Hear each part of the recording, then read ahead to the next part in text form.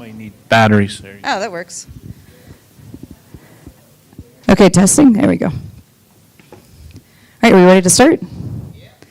Okay, so this is for the Arts Committee update. It was supposed to happen in October, and it was rescheduled now due to my availability issues. So even though it's not displayed on the screens right now, it will be displayed online for people to see. Just want to make a note of that. So there's a presentation that was sent out to just give a quick update on items since our last meeting, which actually was in March 2025. Our last meeting, we had a presentation from Dirty Rotten Scoundrels musical, which seems like a lifetime ago now. As far as status updates, we still have the same items that are in progress as we had at the last meeting. So one of those is the smart sign at Linton. We are still pending getting that going.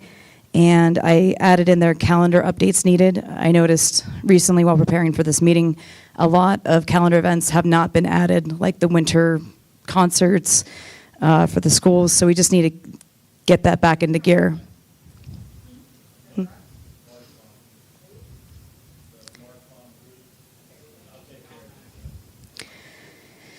Yeah, the only thing on there right now is the Clue play for the fall. The fall play, that begins this weekend, which I'll talk about more in a bit. Another thing in progress is that percentage-based formula to be used for arts and music, more predictable annually, which I think has been implemented. I just want to make sure that everyone understands that within the arts and music departments. And John, maybe we can sit together and just make sure that's clear for budgeting going forward. Monitoring the greenhouse at Linton is still in need of repairs. And then we updated the high school greenhouse, but the middle school greenhouse is still not done. And then the space constraints at the elementary school still exist. Upcoming, we have a review of the arts and music curriculum planned for 2026. And the 21st Century Grant, the last time we checked, we were not eligible to apply for it. I know Dr. Mazzocco is staying on top of when those dates are announced, and the benefit for that would we would be able to get money to pay for activity buses and have extracurriculars here. Activity buses was by far one of the biggest things I've been hearing from the arts and music departments that we would ideally be able to get again in the future that we used to have. Absolutely, you can ask questions. Yeah, so what happened is there was art on a cart, music on a cart. We didn't used to have, we had dedicated rooms in the past, but since we've been adding in so many autistic support classrooms, we're losing classrooms. And then you said activity bus for arts. So back in the early 2000s, in the 90s, there used to be activity buses here at Ben Hills. So if you're staying after school, the district would bus you home. Musicals, rehearsals, chorus, athletics.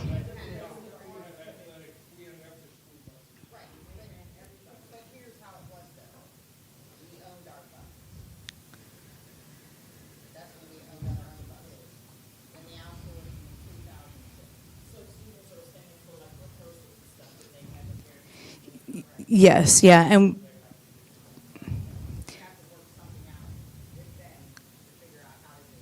yes, yeah, with them, or I know we had talked previously.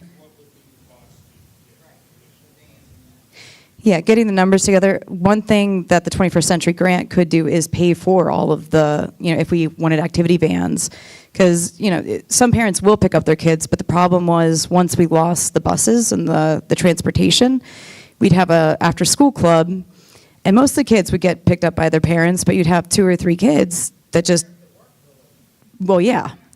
But they wouldn't be able to get picked up. So then the teacher just has to stay after, and teachers have families. And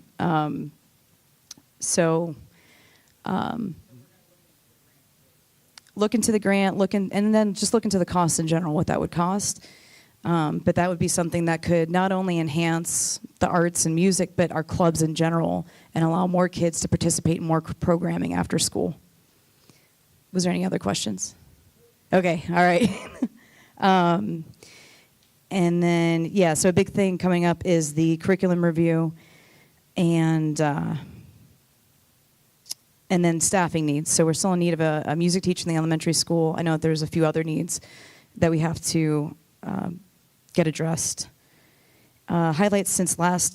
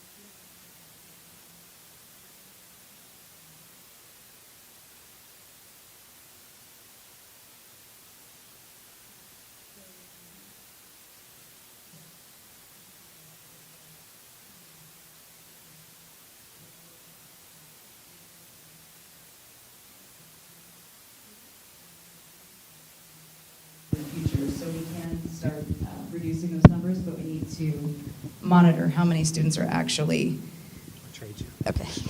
It was getting static.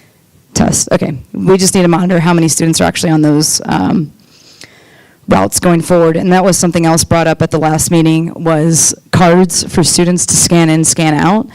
That would be an expense, and that would be a responsibility for the students to manage their cards and be checking in and out. But that's something that we may want to consider in the future if needed. Crossing guards, we're still in need of crossing guards. I did talk with the chief whenever he was here, and he was going to follow up on that from the last meeting. Complaint forms, we did fix the routing on the website for the different complaint forms that we have, but we're still not really reviewing those metrics. So far, it hasn't been too many complaint forms filed online, but that may also just be a training issue that we need to communicate out to parents to say, hey, here's how you report an incident, and there's a form online. Most parents do not know that there's a form online. Is it on the main district website, or is there like each school page? You know how you can click, like you click your school, like there should be on each school page too. Because sometimes I just go like right to the elementary school, like I don't even look at the whole school website. It's Like parents are not doing that. Like we only look for stuff when we need it, and we're not going to search. That's like too hard for us. That sounds good. Okay. It's under the transportation tab. So if you're having a transportation issue, if you click transportation tab, there will be links there. The website is kind of hard to navigate. That would, but it is under transportation. It should be fairly easy to recognize if you have a transportation issue. But again, we should train and over communicate. Bus arrival visibility, the Pick My Kid status updates on bus arrival times has still not been implemented at the elementary school. However, times have largely improved, save for, I think, like 4 to 6 buses that are just constantly running late due to route issues. Is it still 6, or is it? It has reduced dramatically. Right now, the one that's on the bus 3. Okay, so just one.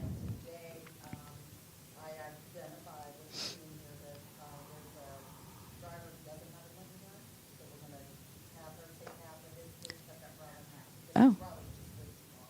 Okay. So it's causing them to Okay, great. All right, so so the CRIS team's identifying some solutions here, which is really great to hear. Forbes Transportation, just a reminder that we made a decision at the last meeting to bus Forbes kids on days off whenever they have school and we don't. Just want to make sure that that is clearly communicated out so that there's no hiccups with the holidays coming up. And then parent outreach, the Ride K through 12 app and the website updates. The site was updated. The app has gotten better, so that's good. Lessons learned. The main lessons learned were around the metrics and data improvements, needing to collect and monitor the data, especially on parent issues being experienced, which I've already mentioned about the complaint forms, and your customer service representative collecting that data so that we can review it at future meetings. And then also needing to monitor the staffing data and reviewing the on-time records with building principals.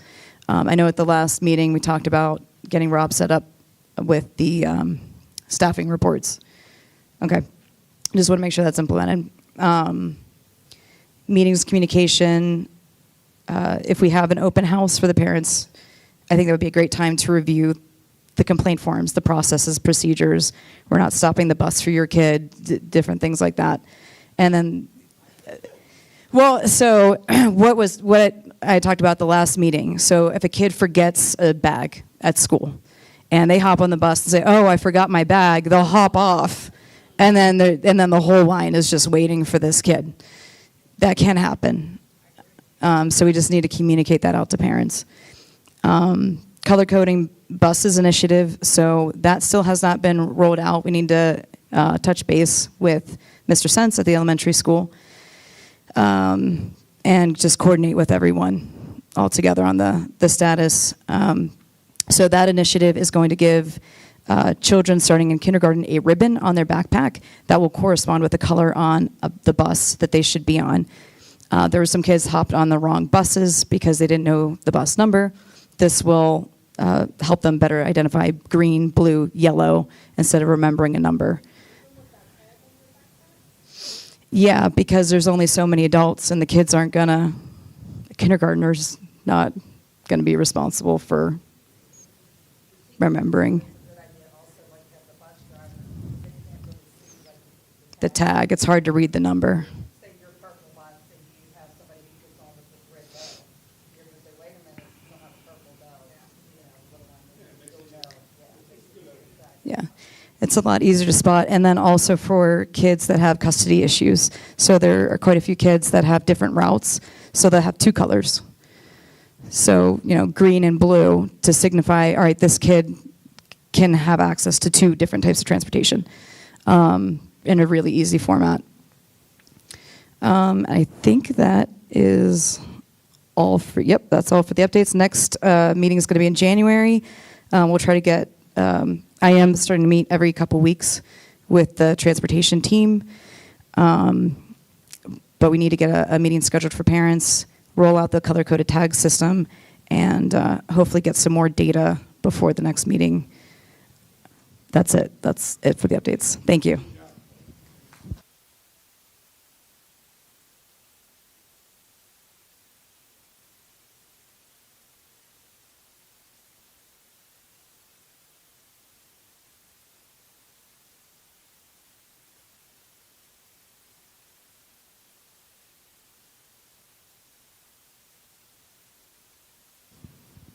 Hello, hello. Okay. There we go. I didn't turn it on. It's user operator error. All right. Treasurer's report from October of 2025. Our cash went down. And it's worth pointing out that historically October the cash goes up, but it went down primarily due to the state budget not passing. Not primarily due. It is due to the budget not being passed until just last week. So our cash went down about $5 million from in the month of October. One thing I'll just tell you is that since the budget's been passed, the money's flowing. So we got some payments already pending. Yes. Yep. So it's starting to flow, and we're also starting to make payments out to the charters and the cyber schools as well. So money's flowing in, money's flowing out. The dashboard, one of the things that is still not updated is the current expenses for transportation, tuition, and technology, and that's because we don't have the final audit done yet for 24-25. And I'm just going to jump into that real quick for a moment. We just talked to our auditor today, and they may not have the audit done this month, and it's concerning because in their contract it really should have been done a month ago. It should be submitted October 31st. Too busy is the reason I got today, and that's not okay with me. So I don't even want to say this, but this should be our last year. I'm frustrated, to be honest with you. It makes us look bad because we're late in our annual financial report, and so we had to submit a request to PDE to get another 30 days. So it may not get submitted until December, which throws us all out of whack, because we don't start the budget until our annual fund in December. So we're a solid month behind where we should be, and it's out of our control. Yes, yeah, we'll do it in January. We can't. This can't be okay. Yeah, they've been good, and really, we did transition to a new financial software system, but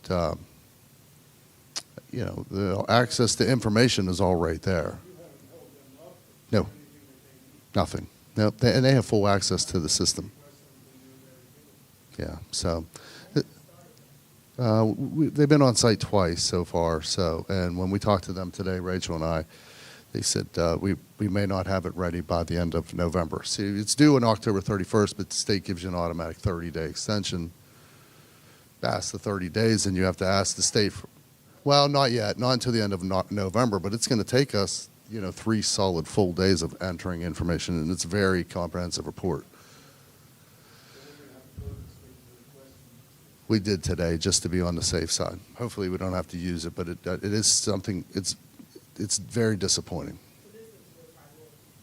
This is like we're stuck right now. We're stuck because we're afraid to move everything forward because we can enter information in the system, but if it's changing after the audit, then we have to re-upload everything. So it's sort of pointless. We're just sitting here waiting for numbers. And I didn't want to do that publicly, but you have to know where we're at. So, and it's not to throw anyone under the bus. It's just to let you know where we're at. In terms of year-to-date revenue and expenditures, our revenues are down as expected through October because there was no state budget. Also, on the flip side, the expenditures are down accordingly because we didn't make many charter school payments, other than ones were mandated.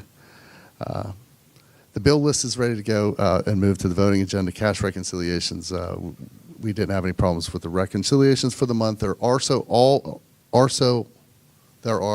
cash transfers, budget transfers on the in your attachments that I didn't add to that. We're going to start doing budget transfers from this point on for the rest of the year. So you just have to approve those at the voting meeting as well. And we need permission to pay all of our bills between now and January 28th because we don't really have a voting meeting in December. Other updates, I want to give you an update on the state budget. We got it passed. It was very favorable to us. 3 buckets primarily that we get from money in. One is the Basic Education Fund. We got about $48,000 more than we budgeted for. From a special ed standpoint, we got about $120,000 less than we budgeted for. And the Ready to Learn block grant, which was that big $2 million addition, it held. And we got all the money that we budgeted for, which we took a bit of a risk budgeting for everything that was in February, and we held pretty well with it. So overall, it was about $80,000 less, not significant. But what is the big significant change is there is some cyber reform that's going to be happening. And, it's estimated, the state did a pre-calculation of what the estimate is. It's about $480,000. So net, we're about $400,000 to the good right now over what we budgeted for. And in that budget, we already plan to move $800,000 at some point to capital. This will give us a little bit more. Right now, we're just going to sit pat and just wait till the end, see where we stand toward the end of the year. My preference is if we don't have a lot of capital needs for this upcoming year, pay off our bond or our loan payment. There's no need to pay interest on a loan if we have the cash available to pay it off. And it's about $2 million of interest compounded over 15 years. Just get it off the books. It'll reduce our fund balance for 1 year, but our fund balance is very strong right now. So. The next thing on here is Penn Hills District Operated Bus Fleet. Last month I told you we'd give you some cost outs of what that would look like if we brought in-house 5 vans, and it looks very favorable. Guess, rough estimate, and I have to, really do some more research on this, and it's about $328,000 over 5 vehicles that we would save over a 5-year period, and then anything beyond the 5 years, the only thing we're paying for is maintenance on the vehicle and the salary and benefit costs for those people. So it's worth a shot. I do think it's worth a shot. We've got to curtail that. We've got to keep trying to figure out ways to curtail that transportation cost. So I would like to, once we get some more formalized bid prices for vehicles, move that forward in a subsequent board meeting. I saw you had some estimates in your report. Yes. And they looked like there were some used ones with less than 500 miles on it. Yes. That looked like pretty favorable. Good pricing. 10-passenger vans. Yeah, and they're always going to be out there, Right. But we Right. may not be able to buy them used because they're not co-stars, and we're going to have to probably end up having to buy through a co-op program, so we don't have to bid. It's very hard with used vehicles to bid a spec on used vehicles. So, but if we can compare a co-star's price against a slightly used and it's less, then we can justify that too. Okay. Does that impact our transportation funding? I know the age of the vehicle There's a different formula for it, but it's generally the same. District-owned operated formula is pretty similar to the contractor-owned vehicle formula. It's I have a spreadsheet that you can see the difference between the two. That's a great question, though. There is a slight difference. It's more favorable for us because we get depreciation on that in the formula for our own operated vehicles. Okay. And then you said it's $328,000 in savings for 5 vehicles over 5-year 5-year period? Mhm. Okay, and then could that be run, like I was just talking about activity buses? Could those be used for activity Yeah. buses? Yeah, the only limitation is the Or- size of the van. You know what I mean? Okay. There are only 9 passengers, but absolutely, we could use those to get kids home here and there. But we're sort of limited in the size of the vehicle, you know? Well, I think it's just, even if you have the 10-passenger van available, Mm-hmm. that would be huge. Middays, we're thinking about all kind of different ways we can Yeah. use these vehicles. Yeah, that would be really good. And then at the last meeting, I think you had talked about, there's some dealerships that donate. Any word Not on yet. that? No? Okay, all Nothing- right. I was nothing on hoping. that. But No, the guy I used to know is no longer at that dealership, so. Nothing better than free, so I just, They're all worried. We'll try. I mean, we'll They're try. all worried about their profit. But we'll keep, I mean, there is benefit to that. We won't stop asking, looking, though. all right. AFR update, I covered that. AIU joint purchasing agreement, that's an agreement that we get approved every year. That's standard. That's just so we can buy, basically, the only thing we use, we can buy a bunch of different things off the IU, janitor supplies, paper. The only thing we really use from them is fuel, and we'd like to keep using their fuel. They are getting good prices on diesel and gas. Copier contract RFP, that was a process. We had many, many bidders for this copier contract. The great news is that we had 3 very great final proposals, and there was about a team of 5 of us that sat through them, and our current cost is about $11,000 a month for our copiers. We were able to replicate the same amount of copiers and actually, we upgraded our usage to unlimited print for color and regular black and white, and the cost went from $11,000 down to $7,900 a month. Yeah, remarkable. I think it's more indicative of, that's the beauty. After the 5 years, we essentially own them for $1. So if they're still in good working condition, the only thing we'd have to pay for is the support on those. And we're getting an estimate price from Toshiba of about $3,000. So that was, to me, the biggest selling point of Toshiba over the other 2, although all 3 had very similar pricing and all 3 were very competitive. Toshiba sort of won it whenever they said after you're done with the lease, you own those and you only have to pay for the cost to maintain those. You don't have to redo this all over again, as long as they're in good working order. And if 1 or 2's not, then we have to only bid out those. And we're going to save after 5 years a lot of money because of that. That was a real big incentive on that. Next item on here is the transportation report. This is where you gave me the authority to go out to an engineer to evaluate whether or not some of the schools were within the 10-mile radius. It was confirmed Sarah Catholic's within the 10-mile radius. The other one is not. I did reach out to the guy that runs that charter school, and he asked if we can hold it out for a year, and I said I think that was the general consensus is the board is give you to the end of the year, but after the end of the year, you're no longer getting transportation. He understood that and felt that was fair. So he's aware, and so at the end of this year, we will no longer be transporting those students. Were they willing for the remainder of this school year, to chip in any costs? I would say that's very unlikely, Okay. but it's an ask, but I sort of already gave him an indication we'd finish it out for the year. That's what I mean, school year. How big is that transportation? saying school Is that a van or a full bus? It's a bus, It's a full bus, okay. So clarify. but there's already a bunch of students on it. They tap into it. Right. So we can't cut a bus. What we could do is stop transporting once we hit, I can't remember the other school they're paired off with. I wish the transportation people were still here.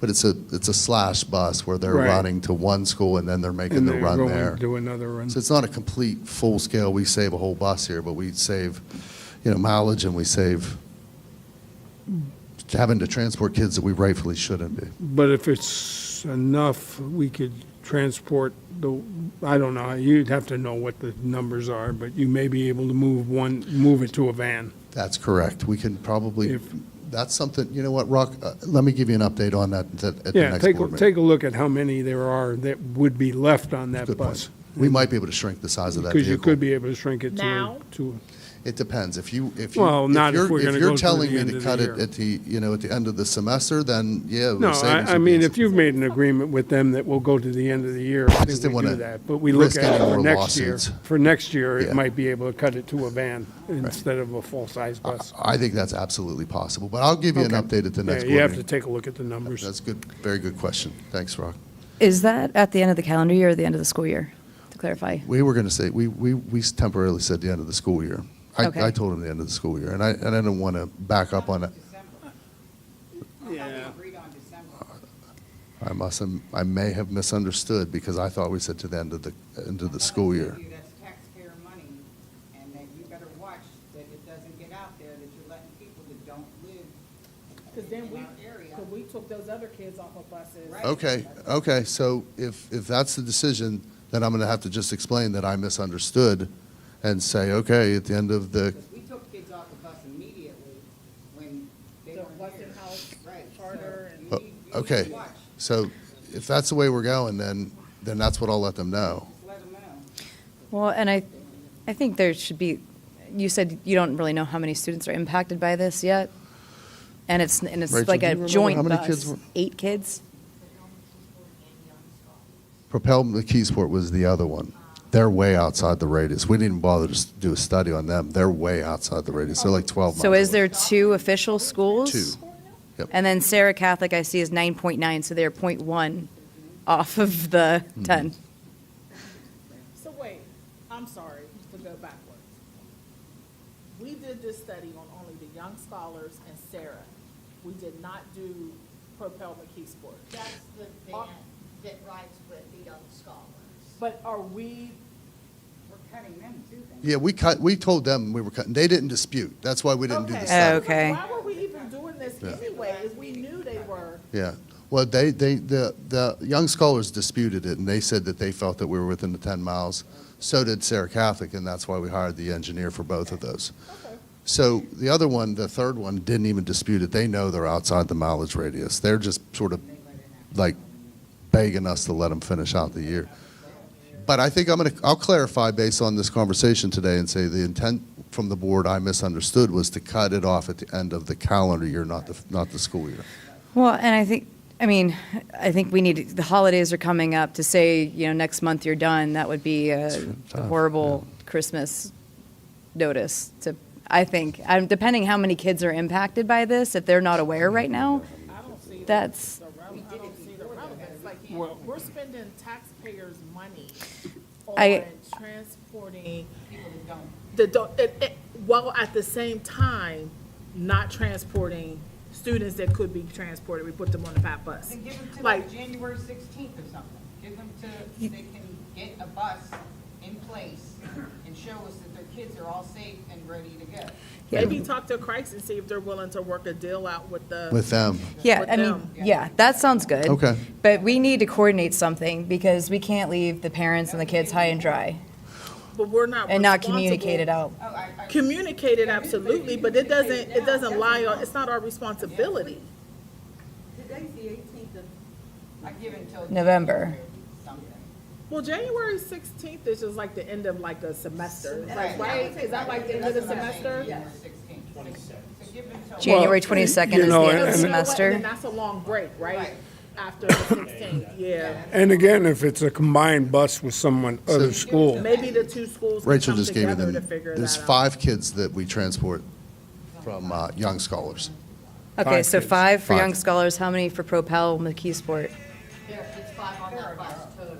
5 on the, so this is all just for 5 kids Yeah. total? It's a Between the large two. cost Because we're going over. Yeah. So we're paying for mileage. So just 5 kids between the 2 schools, we're paying how much? We are paying, She's doing this from a spreadsheet on her phone. I love it. I appreciate this. Oh, so Heather, we're stopping in December. Plus, End of December. 35,000, is that a monthly At cost? the That's last a day of the yearly Christmas cost. break. Okay. we The have last day before they go on overages Christmas break. of a yearly cost of $4,800. 40,000. So 35 kid to transport 5 40 grand. kids. Yeah, 40 grand. almost 40 grand. 40 grand for 5 kids. Okay. End of December? whatever the last day is. Yeah, I would just reach out to those 5 parents. If it's that minimal, I wouldn't reach out to their parents. That would be up to their school. Yeah, to I think do. so, would too. I would have a conversation with. well, their have a school. conversation, make sure that the parents get notified, because I just remember one of the That's not our charter parent. responsibility. I know, but That's the just, school's if, responsibility. if the 5 parents show up here, we can say, we contacted your school on this date and told them to notify you, because I That's what remember. he'll do. He'll work with the school. But I remember at the other meetings, we had parents show up and say they never got the notice, and even though we notified the school, somehow the message didn't get to them. So I just want to make sure they get the message, they get the memo. I'll send. both And maybe schools- offer them to come to Penn Hills. We're talking the big fair, right after we. Right. When we go on Christmas break, that's it, correct? Yeah. Okay. Or winter vacation. Can we do that, though? Absolutely. Yeah, we can give them notification. Okay. We're going to give you we're going to give you more details tomorrow. And then I'll share with you a preliminary email that I'll send to each one of them so that you can provide feedback as well. All right. Next item on here is we have 2 parent transportation contracts that I just added. We just got them. They're standard contracts. They're their parents are agreeing to pay for, or they're willing to transport their students. In exchange for that, we pay them mileage. Both, I think, are special needs students. So in both cases, it's beneficial to the school district. Next one is PD Data Summit. That's for Lisa and a few other folks, but this one is just specific to Lisa. This is an annual conference. And the last item I have on here is AASA conference. I got to get you approximate costs for both the PD Data Summit for Lisa and the AASA conference for myself. Neither Rachel and I are going to the PASBO conference this year. It's in Pittsburgh, so instead of that, I'm going to go with Dr. Mazzocco to the AASA conference. Apparently, there's a lot of school finance people there, and it's a national conference. Hopefully, there'll be some good learning opportunities. And the last thing I want to do is, since this is the last board meeting we have with 2 of you sitting and 3 of you together, is just read a resolution of recognition for not just for you, specifically to you, but for the board in general. Just a recap of your time here and some of the, the difficult decisions that you made that have really sort of led us out of financial recovery and into a place where we feel comfortable where we're at. I'm going to read this to you. It's a lot. It's long-winded, but it's heartfelt, and it's just a token of appreciation from my end, from the business and operational standpoint. Resolution of recognition for outstanding financial and facility leadership. Whereas the school board of directors has a responsibility to provide strong financial stewardship, maintain high-quality facilities, and ensure the long-term sustainability of the school district. The existing school board has demonstrated exceptional leadership and commitment to strengthening the district's financial position and improving its facilities. Through disciplined financial management and strategic planning, the board increased the district's fund balance by $12 million over a 4-year period, significantly enhancing financial stability. The board has established a dedicated capital project fund and successfully oversaw $24 million in facility upgrades, including lighting system upgrades, new stadium turf, HVAC systems, chillers, boilers, flooring, furniture, pool improvements, and addressing critical infrastructure needs and improving learning environments and athletic environments across the district. Whereas the board implemented energy-efficient measures that yielded $250,000 in annual energy reductions, accounting for about $3.5 million over a 15-year period. The board's responsible financial oversight resulted in an 8-step improvement to the district's Moody's bond rating over 3 years. That's remarkable. Never seen anything that significant. In fact, Moody's has commented and said exactly that. The board secured over $4 million in competitive grants, expanding resources for academic programs, operations, and student services while reducing reliance on local tax revenue.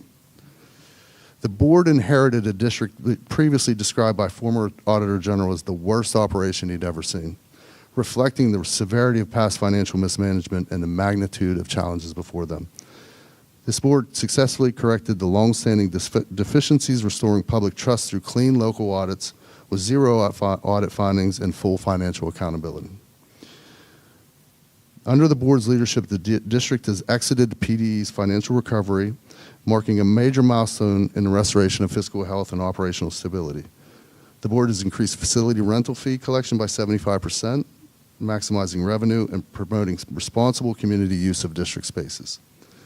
The district's generated over $3 million in investment income over a 3-year period just by switching banks, proving sound investment strategies. The board developed a comprehensive ballot scorecard to strengthen performance oversight and operational accountability. A public-facing financial dashboard enhancing transparency and improving stakeholder access to financial information. Strong stewardship of taxpayer money by implementing only one tax increase over the past 3 years, balancing revenue needs with community impact and maintaining fiscal responsibility. The board has strategically outsourced work to higher operational performance, increasing efficiency and cost effectiveness. The board's offered early retirement incentive plans, creating opportunities to manage staffing level and support long-term workforce planning. The board successfully negotiated a new contract with teachers, ensuring competitive compensation and continued support for high-quality instruction. This one's important. The board has garnered strong legislative support and advocacy with state leadership, elevating district needs and influencing statewide policy discussions and securing critical resources for students and taxpayers, proven by our most recent state budget. The board implemented PRT despite very many vocal outcries about that for charter school transportation, becoming only the second school in the region to adopt this cost savings approach. The board developed and executed a charter school recruitment strategy that successfully brought over 100 students back into the district, strengthening our enrollment and preserving state revenue. The board ensured accurate completion and demanded accountability of the completion of the 363 charter school calculations and saved the district millions of dollars by doing that. The board conducted a thorough review of transportation mileage requirements, ensuring compliance while reducing unnecessary district costs. The board established, I'm almost done here, the board established a long-range financial plan that set balanced budgets as the standard, supporting responsible fiscal governance and long-term stability. Be it resolved that the school board hereby, the leadership recognizes and expresses its sincere appreciation to Jake, Marissa, and Evelyn. Thank you, and that's all I have for you tonight.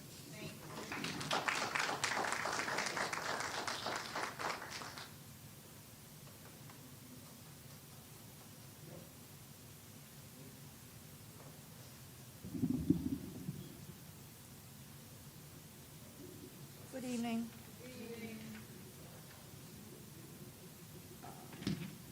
Maureen's out at an appointment. She wasn't able to make it back, so hopefully she'll be. Huh? Oh. Sorry.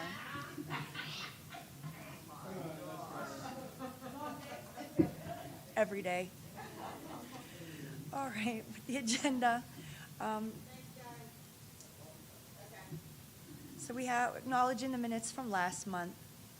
As we move on to instructional personnel, even though we have just a few leaves here, we have some upcoming leaves of absences that we are actively working on finding subs to fill those positions in the meantime. We were able to fill the orchestra position.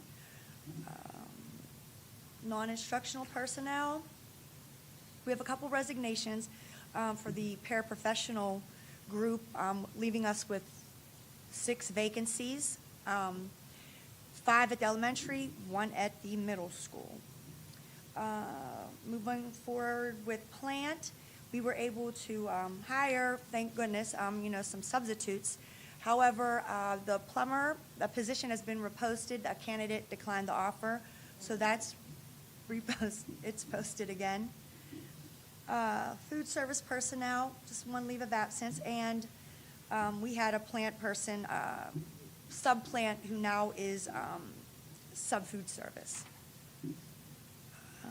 Security personnel, we have 2 resignations. We also have 3 sub-security staff that will be completing NASRA training so that they'll be able to come on board. Thank you, Dr. Mora, for your volunteer services. Yeah, that's not really a new volunteer. I've been doing it, but I have gotten all my clearances updated, as well as taking the 3-hour PIT class on child abuse. Isn't that So- horrible? So that's really why it appears there. It's not like it's a new, I've been volunteering there for years now, but I'm all fully updated. So just for the staffing update, we're still have one certified school nurse vacancy. Round one interviews have took place for the anticipated elementary music position. Round two interviews to be scheduled either the end of this week, beginning of next week. We'll be on break after that. Moving on to policies, we have our third and second read. However, first read for travel reimbursement, it's policy 626.1 was updated to meet federal regulations and audit requirements. We have a conference request on here for Michelle Rodden at the SAS Institute Conference. So that's, I think she does that yearly as well. We have one student teacher observation. Yeah.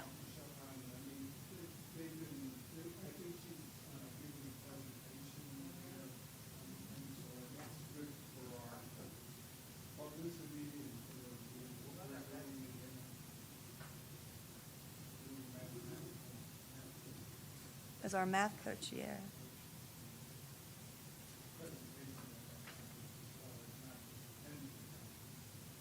Thank you for clarifying that. I know it missed the curriculum agenda, so it's on mine. We have, thanks again to Doreen, she got us another $350. We're going to use this money toward our wellness events that we have that'll be up forth and coming.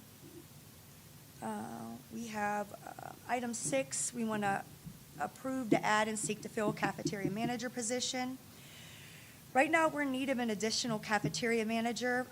The position was previously posted, and they were hired through Nutrition Group. We haven't had the best of luck fulfilling that with the Nutrition Group. We've had start of school two employees, one didn't come back, and the one, it didn't work out. So hoping to post in-house, maybe we can attract more candidates to fill that role.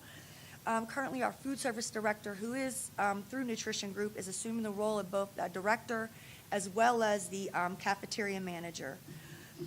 With that being said, we would like to offer our current cafeteria manager, who is hired through the district, Mary Jo, a stipend to help assist with the administrative duties until we can find a replacement for the current vacancy that we have.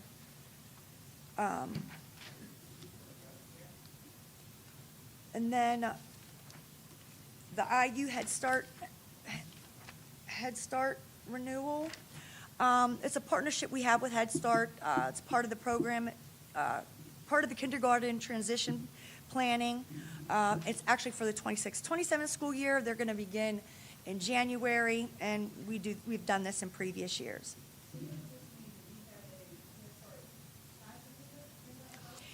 It's the it says planning for the kindergarten transition. So it's helping the kids that are in the Head Start program transition to kindergarten. So all the kids that are in the Head Start program this year, helping them transition into our next school year so they're ready for kindergarten. Well, this one, we have a pre-K counts program, but that's run through, yeah. We used to house the one here at Linton. They're no longer being housed here at Linton. I'm not sure exactly where they're contracted out now, but they're not running our building here to hold the classroom. I don't know offhand where the other. Yeah, even though they're not here, we're still working with them. Yeah. Is Kristen Brown involved with any of this too? Because I remember whenever my daughter was transitioning from preschool to kindergarten, there were some, lessons learned.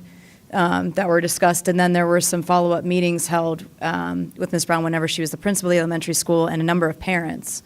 Is that still happening? She's still assisting with it. Okay. It's just on my agenda because we missed the deadline for the curriculum committee, but she's active in this, she has an active role in this, along with Renell. Okay. And then Mrs. Chris as the team lead for kindergarten Who's that teacher. again?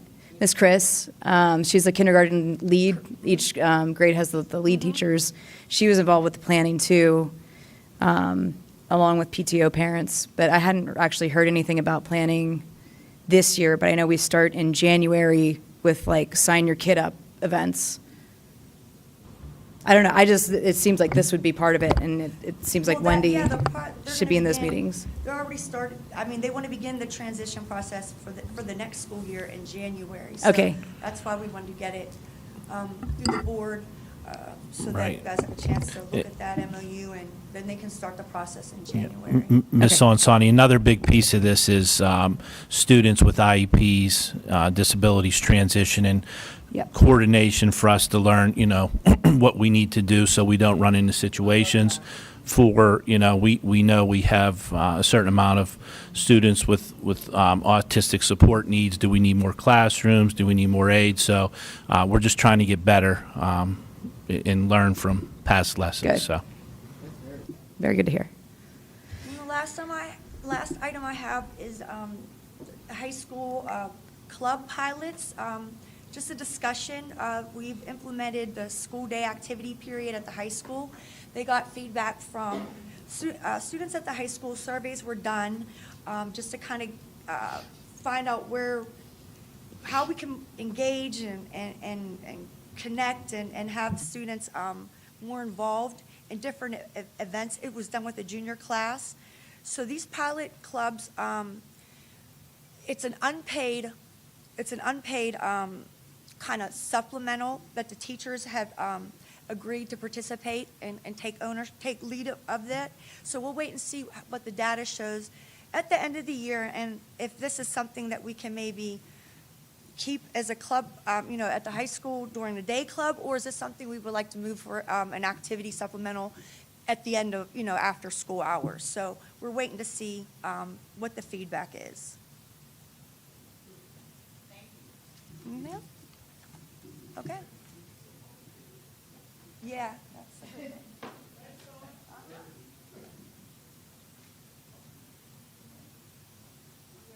All right. Yep, meeting